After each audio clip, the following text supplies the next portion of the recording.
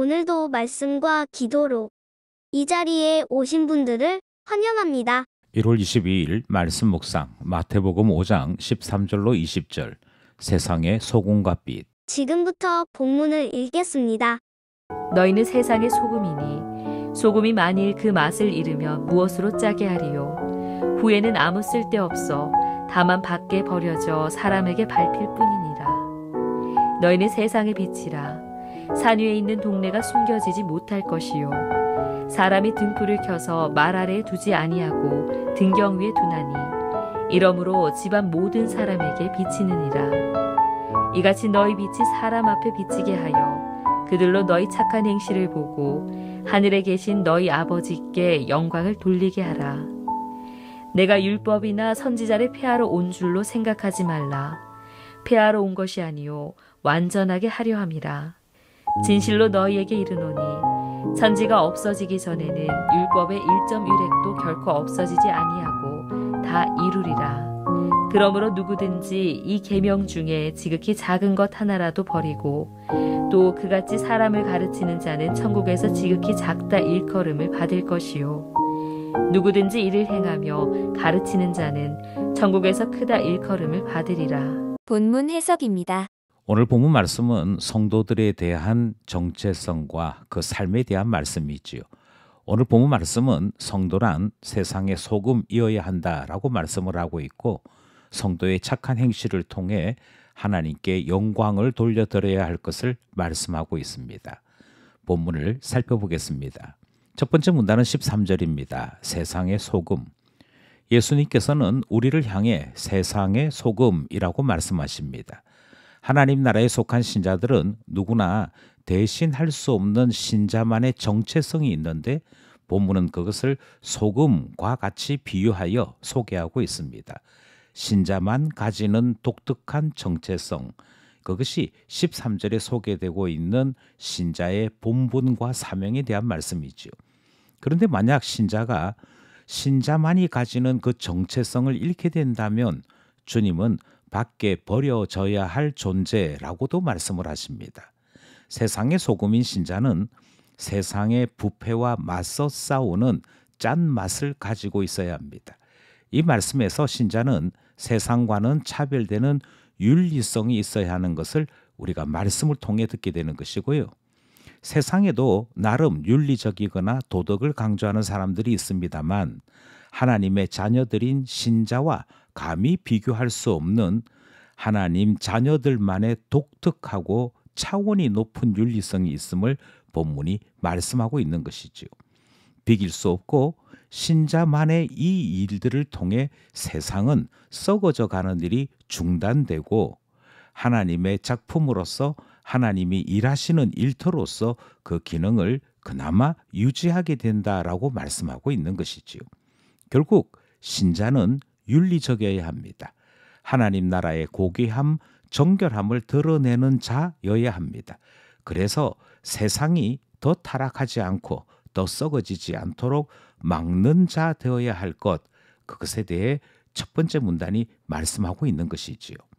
하나님 나라 백성인 신자는 세상의 소금 되어야 한다. 첫 번째 문단 살펴보았습니다.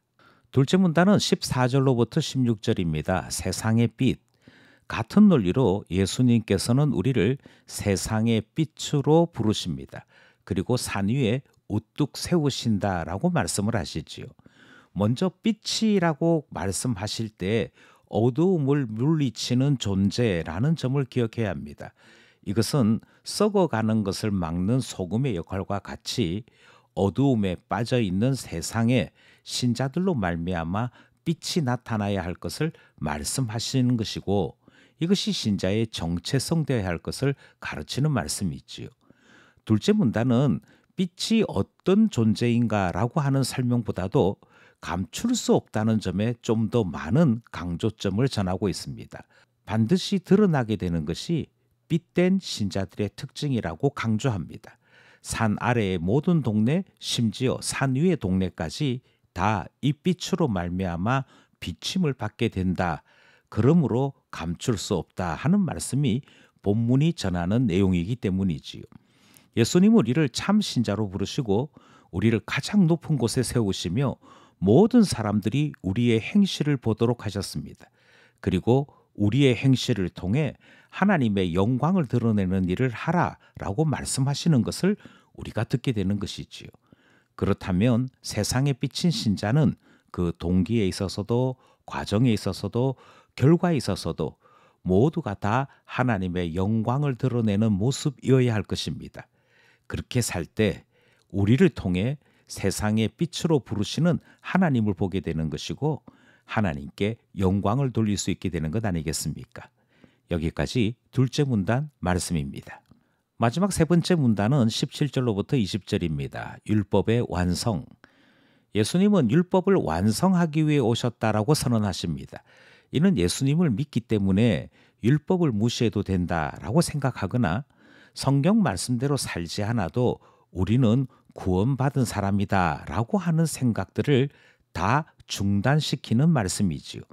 오히려 하나님 나라 백성 그리고 예수 그리스도를 아는 참 신자들은 하나님 말씀 따라 살려고 애를 써야 할 것을 가르치고 있습니다. 단 내 힘으로 말씀대로 사는 것이 아니라 성령님의 도우심을 따라 말씀대로 사는 자, 그것이 하나님의 말씀 안에 참된 신자로 사는 길이겠지요. 비록 내 선행으로 구원받는 것은 아니지만 하나님의 자녀들의 착한 행실로 하나님께 영광이 되도록 하나님이 만드셨다는 점을 우리가 듣게 된다면 모든 참 신자는 거룩함을 갈망하게 되는 것이고 우리를 통해 하나님 영광이 나타나기를 소원하게 되는 것이 참 신자다움 아니겠습니까? 안타까운 것은 요즘 종교의 이름으로 사람을 미워할 것을 가르치거나 상대를 죽여도 된다고 말하거나 극도의 비난과 저주를 동원하면서도 자기 자신은 하나님의 사람이다라고 하는 것을 강조하는 일을 종종 볼 때가 있습니다. 어떤 경우에는 지금 이런 상황에서는 미워해도 된다, 죽여도 된다, 저주해도 된다라고 말하므로 상황에 맞추어 하나님 말씀을 지켜도 된다는 듯이 주장하는 사람을 볼 때도 있습니다. 그러나 오늘 우리가 읽고 있는 하나님 말씀이 무엇이라고 말씀하고 있는 거 아니 하나님 말씀은 1.1핵도 바뀌지 않는다라고 선언하고 있지요. 하나님의 말씀은 그것 자체로 법이요. 이 말씀을 온전히 품고 지키는 자가 참 신자인 것을 우리에게 가르치고 있습니다. 말씀 때문에 서기관과 바리새인보다 더 나은 의를 행하는 자가 되라고 말씀하고 있는 것이 오늘 본문 말씀이요. 말씀이 우리에게 가르치는 더 나은 의는 하나님 사랑, 이웃 사랑을 통해 완성되는 율법의 완성적인 삶이다. 그것을 교훈받게 되는 것 아니겠습니까? 오늘 본문 말씀을 통해서 세상의 소금, 세상의 빛으로 부르시는 주님의 음성을 듣습니다. 그리고 우리의 착한 행실을 통해 하나님께 영광을 돌려드려야 할 것을 말씀을 통해 듣는 것 아니겠습니까? 세상의 부패를 막고 어두움을 밝히고 하나님의 사랑이 필요한 모든 사람들에게 우리의 행실을 통해 사랑을 전달하게 될 때 하나님의 말씀이 온전한 것이 드러나게 되는 것이고 우리 하나님이 기뻐하시는 놀라운 삶이 나타나게 되는 것이지요. 오늘도 말씀과 기도로 하나님의 사람으로 하나님께서 부르신 소금과 빛의 역할을 감당하는 우리 모두 되기를 간절히 소원합니다.